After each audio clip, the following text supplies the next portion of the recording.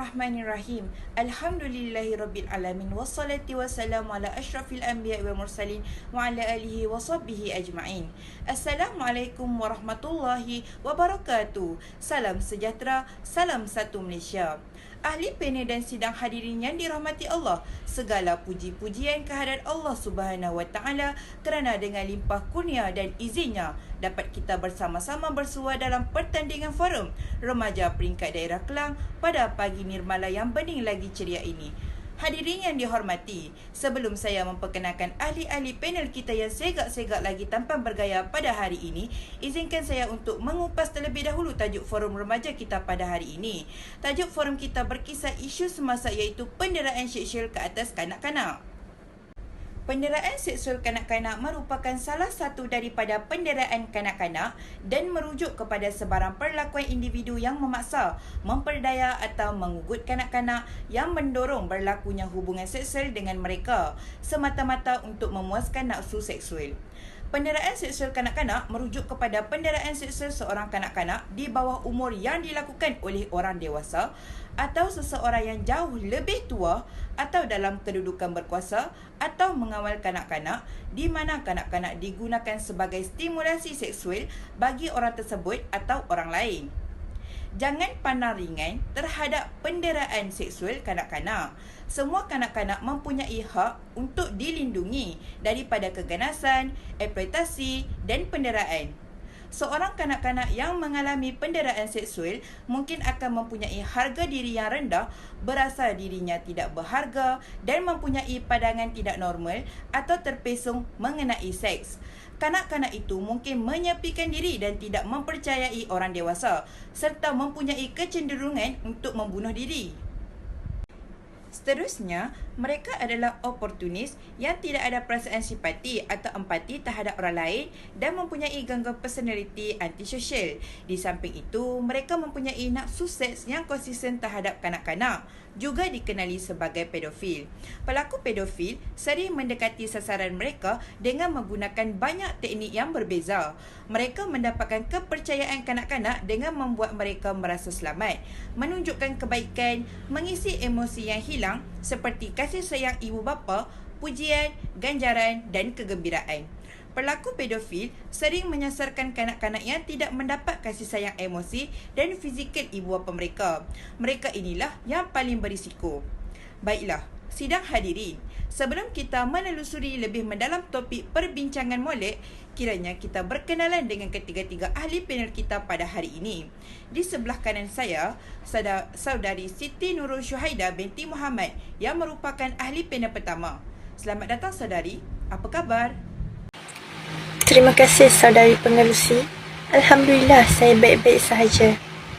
Seterusnya, saya memperkenalkan ahli panel yang kedua yang berada di sebelah saudari iaitu saudari Siti Nur Nasuha binti Yusof. Selamat datang saudari Siti Nur Nasuha binti Yusof. Apa khabar?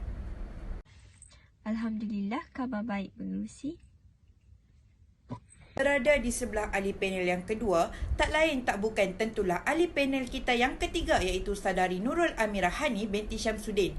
Walaupun nampak pemalu, namun petah bicaranya. Apa khabar saudari? Alhamdulillah, saya berada dalam keadaan yang baik. Maka saya berada di sini bersama saudari dan para hadirin. Salam forum buat semua. Usai salam perkenalan daripada semua ahli panel, kembali kita kepada topik forum kita tentang penderaan seksual ke atas kanak-kanak. Sidang hadirin, apakah sebenarnya faktor-faktor yang menyebabkan penderaan seksual ini? Bagi menjawab persoalan ini, izinkan saya mengajukan soalan pertama ini kepada ahli panel pertama, saudari Siti Nurul Syuhaida binti Muhammad. Mohon saudari memberi penjelasan tentang faktor-faktor penderaan seksual ke atas kanak-kanak. Silakan saudari. Terima kasih saudari pengerusi. Bismillahirrahmanirrahim. Assalamualaikum dan salam sejahtera saya ucapkan kepada sidang hadirin yang dihormati. Terdapat banyak faktor yang menyebabkan penderaan seksual terhadap kanak-kanak. Antaranya seperti kurang didikan agama. Terdapat segelintir individu luar selain ibu bapa yang mendera kanak-kanak tidak mempunyai didikan agama yang secukupnya. Individu yang tidak mempunyai pegangan agama yang kuat ini mereka seperti tidak ada haluan hidup. Tindakan devian yang dilakukan terhadap kanak-kanak ini dianggap seperti tidak mempunyai pembalasan yang akan diperolehi. Jika seseorang itu mempunyai didikan agama, mereka pasti akan memikirkan bahawa kelakuan atau tindakan mendera kanak-kanak ini adalah satu kesalahan besar di dalam agama. Di samping itu, faktor yang seterusnya ialah membalas dendam. Dari sudut faktor membalas dendam ini, ia tidak kurang peranannya. Pelaku devian melakukan tindakan penderaan seksual terhadap kanak-kanak akibat daripada rasa dendam daripada kisah silam mereka. Akibat tekanan yang dialami, mereka telah menyimpan dendam dan bagi melepaskan geram tersebut, kanak-kanak perempuan yang biasanya akan menjadi sasaran mereka. Mereka seolah-olah akan merasa puas dengan melakukan tindakan sedemikian. Selain itu, masalah penagihan dadah dan arak. Faktor penagihan dadah oleh individu bukan ibu bapa juga menjurus berlakunya penderaan terhadap kanak-kanak. Perkara ini boleh berlaku akibat daripada ketidakwarasan individu tersebut setelah mengambil dadah atau arak. Islam telah mengharamkan pengambilan dadah dan arak kerana kedua-duanya ini dapat memabukkan dan menghayalkan seseorang. Individu yang menggunakannya tidak akan dapat menggunakan otak mereka dengan baik. Maka, mereka akan bertindak di luar batasan atau mungkin lebih kepada batasan kemanusiaan. Tambahan pula, faktor kurang perhatian daripada ibu bapa. Banyak juga berlakunya penderaan seksual ke atas kanak-kanak adalah akibat daripada kurangnya perhatian ibu bapa kepada anak-anak mereka. Ada ibu bapa yang tidak menjaga anak mereka dengan baik. Sepatutnya, ibu bapa perlu prihatin dan perlu mengetahui bahawa kanak-kanak akalnya belum berkembang. Jika kanak-kanak yang hyperaktif, mereka seolah-olah tidak kisah dengan siapa mereka bersama. Oleh itu, kanak-kanak ini akan terdedah kepada penculikan oleh individu yang akan mengambil kesempatan. Ibu bapa yang melakukan perkara sedemikian seolah-olah tidak menggunakan akal mereka dengan baik. Mereka terlalu sibuk dengan kegiatan sendiri sehingga mengabaikan keselamatan anak-anak. Akhir sekali, faktor ibu atau ayah tiri. Faktor ini adalah salah satu faktor yang boleh dikatakan popular dalam berlakunya penderaan seksual kanak-kanak. Kadang-kala ibu bapa yang telah bercerai atau kematian suami akan berkahwin lain. Maka ibu atau ayah tiri mereka seolah-olah membenci anak-anak hasil daripada perkahwinan sebelumnya. Kebanyakan kes penderaan seksual kanak-kanak ini tidak berlaku sewaktu ayah atau ibu sebenar kanak-kanak ini berada di rumah. Ayah atau ibu tiri ini akan melakukan penderaan terhadap kanak-kanak sewaktu ibu atau ayah mereka tiada. Pada kebiasaannya, penderaan yang dilakukan oleh ibu tiri bersifat penderaan fizikal dan penderaan yang dilakukan ayah tiri bersifat fizikal dan juga seksual. Setakat ini sahaja saudari pengerusi tentang faktor-faktor penderaan seksual ke atas kanak-kanak. Saya serahkan semula kepada saudari pengerusi. Terima kasih. Sidang hadirin, demikian tadi penjelasan tentang faktor-faktor penderaan seksual ke atas kanak-kanak yang pada pandangan saya penjelasan terperinci dan menarik dari saudari ahli panel pertama. Seterusnya, saya mohon penjelasan daripada ahli panel kedua, saudari Siti Nur Nasuha binti Yusof tentang kesan-kesan penderaan seksual ke atas kanak-kanak. Assalamualaikum dan salam sejahtera saya ucapkan. Terima kasih kepada saudari pengerusi.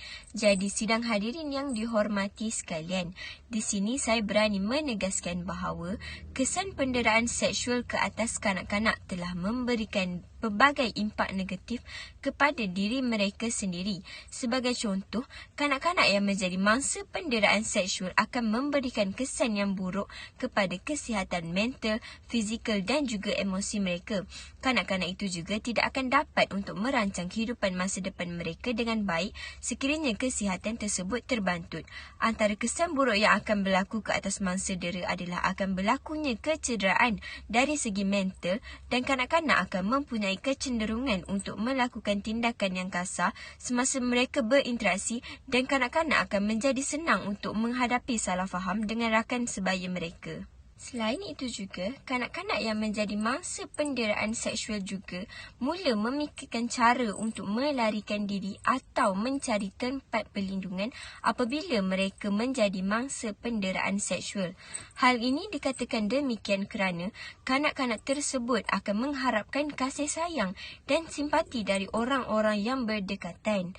Penderaan ini juga akan mengakibatkan kanak-kanak tersebut lebih cenderung untuk melarikan diri ke kawasan bandar dan lebih membimbangkan mereka akan terlibat dalam kegiatan seperti pelacuran dan sebagainya. Di samping itu juga, penderaan seksual ke atas kanak-kanak juga akan menyebabkan kanak-kanak mengalami penderaan emosi. Sebagai contoh, kanak-kanak dan rakan-rakannya akan membezakan kasih sayang antara satu sama lain ataupun mereka akan mengutuk antara satu sama lain. Oleh itu, ia akan menyebabkan jiwa kanak-kanak tertekan atau merasa rendah diri dan hal ini akan menyebabkan hubungan kekeluargaan antara kanak-kanak dan ibu bapa tersebut akan meregang.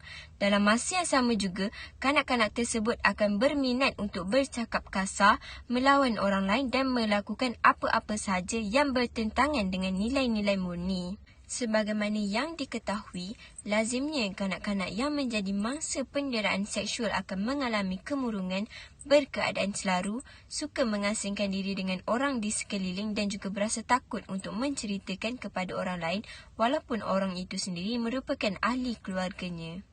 Kanak-kanak itu juga akan menghadapi masalah seperti mereka akan bimbang sekiranya mereka akan menghadapi masa depan yang gelap serta mereka tidak akan dapat untuk belajar dengan baik. Justru itu, mereka juga akan sukar untuk melupakan peristiwa pahit yang menjadi titik-titik hitam di dalam lubuk hati mereka. Malah, bagi menghilangkan perasaan yang berkecamukan itu, sesetengah kanak-kanak akan mengambil jalan mudah seperti mencederakan diri sendiri. Mangsa penderaan seksual ini boleh diselamatkan sekiranya ada pihak-pihak tertentu yang boleh memberi rawatan dengan memberikan kaunseling atau psikoterapi kepada mereka. Oleh itu, kita sebagai orang dewasa hendaklah memikirkan dengan serius tentang isu ini di dalam kehidupan seharian kita. Terima kasih atas penjelasan yang panjang lebar berhubung tentang kesan-kesan penderaan seksual ke atas kanak-kanak. Saya yakin dengan penerangan tadi, ibu bapa dan orang dewasa akan lebih memantau dan mengambil berat tentang anak-anak mereka supaya isu ini tidak terjadi kepada anak mereka. Oleh itu, soalan saya yang seterusnya kepada ahli panel ketiga, Saudari Nurul Amirah Hani binti Samsudin. Apakah cadangan yang boleh mencegah penderaan seksual ke atas kanak-kanak ini? Dipersilakan ahli panel ketiga untuk menjawab persoalan ini. Bismillahirrahmanirrahim. Assalamualaikum dan salam sejahtera. Terima kasih saudari pengerusi, sahabat-sahabat ahli panel dan sidang hadirin yang dihormati. Persoalan bagaimanakah cara mengatasi penderaan seksual ke atas kanak-kanak ini merupakan persoalan yang menarik. Antara cadangan yang dapat saya sertakan adalah mengajar kanak-kanak tentang sentuhan yang baik dan sentuhan yang tidak baik. Sebagai contoh, memberitahu kanak-kanak bahawa sekiranya mereka berasa tidak selesa apabila seseorang menyentuh atau mencium mereka, mereka harus berkata tidak dan minta dia berhenti. Mereka harus beritahu ibu bapa atau orang dewasa yang boleh dipercayai apabila perkara ini berlaku. Selain itu, ajar kanak-kanak bahawa jika seseorang menyentuh mereka dengan cara tidak baik, ia bukan salah mereka.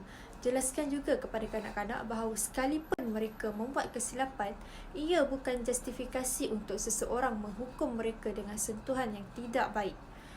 Contoh sentuhan baik adalah seperti pelukan ciuman ibu bapa atau datuk nenek, guru menepuk kepala atau belakang anda dan berkata bagus dan pelukan mesra yang singkat oleh ahli keluarga. Manakala contoh sentuhan tidak baik adalah seperti membuat anda berasa takut, bersalah dan malu, sakit atau dipaksa dan memberitahu bahawa ia harus dirahsiakan. Dengan itu, yakinkan kanak-kanak bahawa mereka akan sentiasa dilindungi daripada seseorang yang cuba mencederakan mereka. Cadangan yang kedua adalah mengajar kanak-kanak bahawa tidak semua rahsia harus disimpan. Ibu bapa atau orang dewasa perlu memberitahu kanak-kanak bahawa jika seseorang meminta mereka menyimpan rahsia yang tidak baik, mereka harus memberitahu kepada ibu bapa atau orang dewasa dan mendapatkan bantuan. Bantu kanak-kanak memahami bahawa orang boleh menggunakan hadiah atau ancaman untuk memanipulasikan mangsa dari mendedahkan rahsia yang buruk. Ada kalanya seorang dewasa dalam keluarga atau lingkungan sosial orang dewasa atau ibu bapa mungkin cuba mengambil kesempatan ke atas kanak-kanak.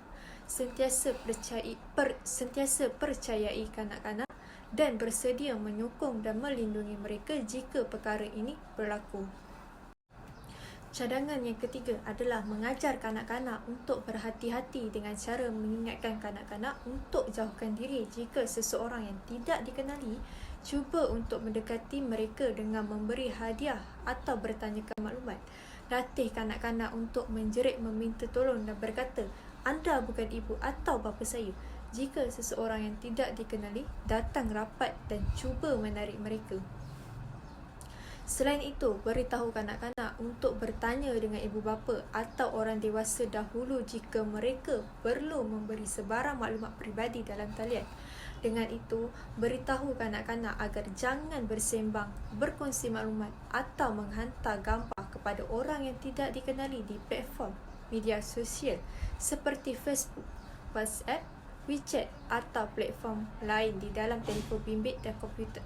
Ibu bapa atau orang dewasa perlu ingatkan kanak-kanak untuk berfikir dengan berhati-hati tentang maklumat dan gambar foto yang mereka post dalam rangkaian sosial. Akhir sekali, beritahu kanak-kanak bahawa mereka tidak dibenarkan untuk mengatur janji temu atau perjumpaan dengan seseorang tanpa pengetahuan atau kebenaran ibu bapa atau orang dewasa. Dengan cara ini, kanak-kanak tidak akan mudah percaya dengan orang asing atau orang yang mereka tidak kenali. Oleh itu, kanak-kanak akan lebih berhati-hati dengan orang di sekeliling mereka, termasuk keluarga mereka sendiri.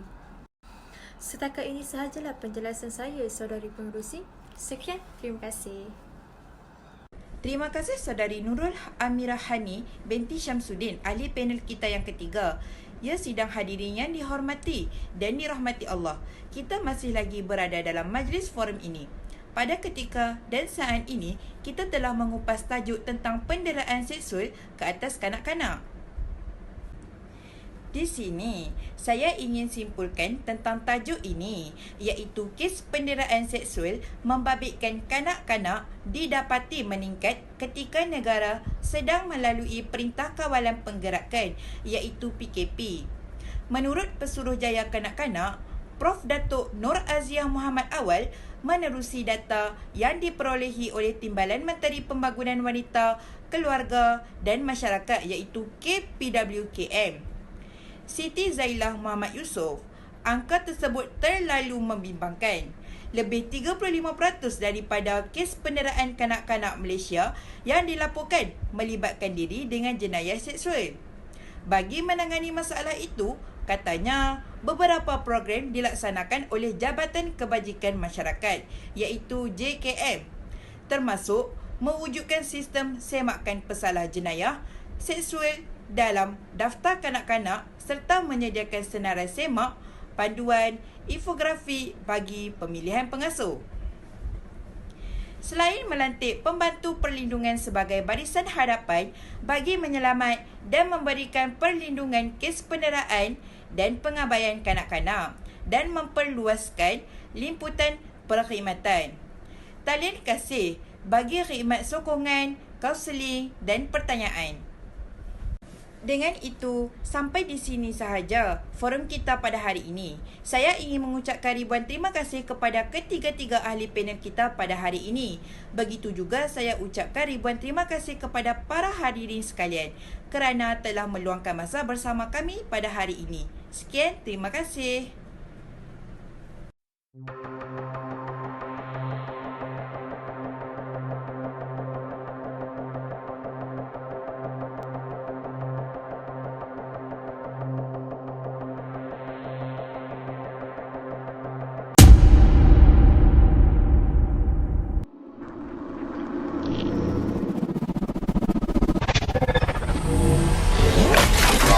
wabarakatuh.